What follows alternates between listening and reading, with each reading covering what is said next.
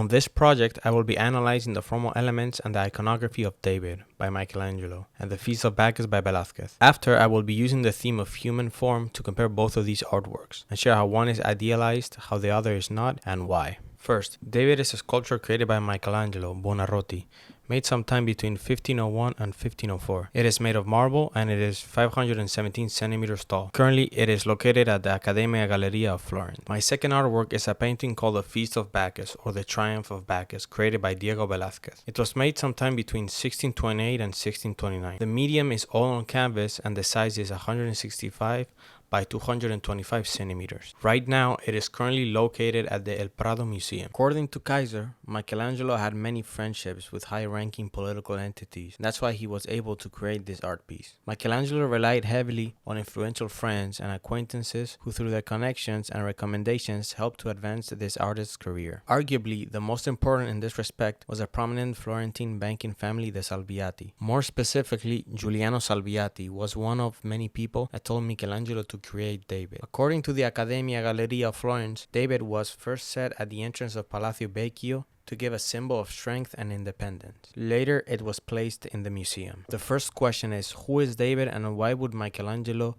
make a sculpture of this person? Betty Ann Brown explains this very well. David was a great biblical hero. As a youth, he slayed the giant Goliath. Later, he became king of the Jews. Christians consider David the greatest king of Israel, an early ancestor of Jesus. The story of David has become an icon over time because it tells the story of the underdog. Everyone loves an underdog who fights challenges that seem impossible and then wins. The Feast of Bacchus has a Greek mythology background. According to the Khan Academy video, Bacchus is a Greek god of wine, and he's down on earth to give men wine which will relieve them from their life's sufferings. During the time that Velázquez painted the Feast of Bacchus, most artists would paint with themes of Christianity. The Feast of Bacchus follows the trend of giving a contemporary interpretation to mythological subject matter, analogous to the Counter-Reformation paintings of the life of Christ or the saints. The painting compares gods and humans and shows that they are different but not that much. When it comes to the human form, in my opinion,